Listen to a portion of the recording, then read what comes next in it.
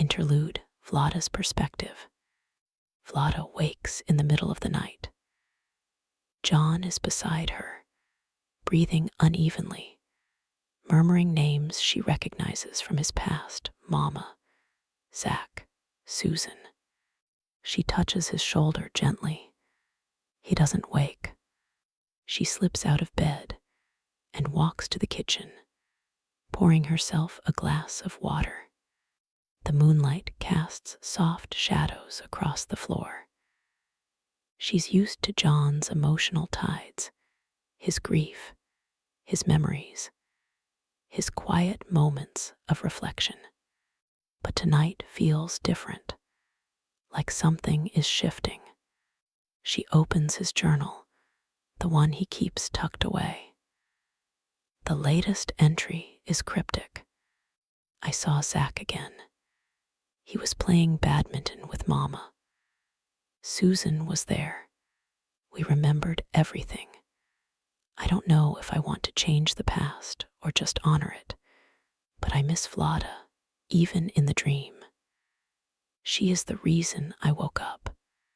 She is the reason I didn't stay in the dream. I chose her, Vlada, every time. Vlada closes the journal, her heart aching. She knows she came into John's life after the storm. She's the calm, the clarity, the second sunrise. But she also knows she lives in the shadow of a boy who never grew up and a love that once was. She has become the emotional compass that guides John through the fog of memory, grief, and longing. Her presence doesn't just anchor him in the present. It reshapes how he interprets the past and what he chooses to carry forward. Before Vlada, John's memories of Zach and Mama were tinged with sorrow and guilt.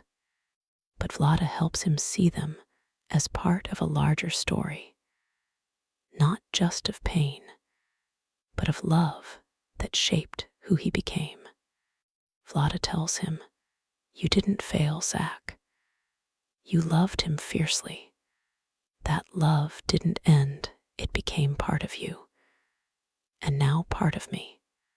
John stops asking what if and starts asking what now. He begins writing more music, inspired by Zach's laughter and Mama's warmth, channeling memory into melody. The dream tempts John to live in the past, to rewrite it, relive it, or escape into it. But Vlada reminds him that the present is where healing happens. She encourages John to share the dream with Rachel, to visit Daddy, and to write letters to Susan, not to rekindle anything, but to release old wounds.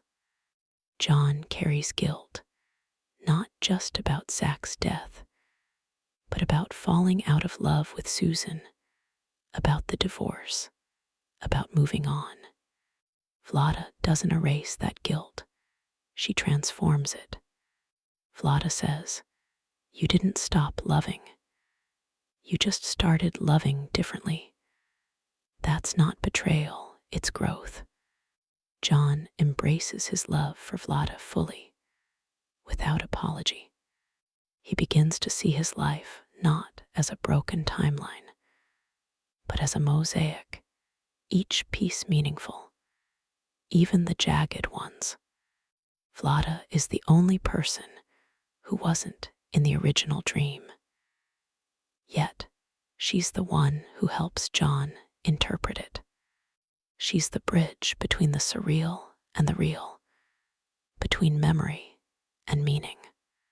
Vlada suggests planting a memorial garden in their backyard. One section for Mama, one for Zach. She chose Mama's favorite flowers, pink azaleas and yellow marigolds. For Zach, they plant sunflowers and a small cherry tree.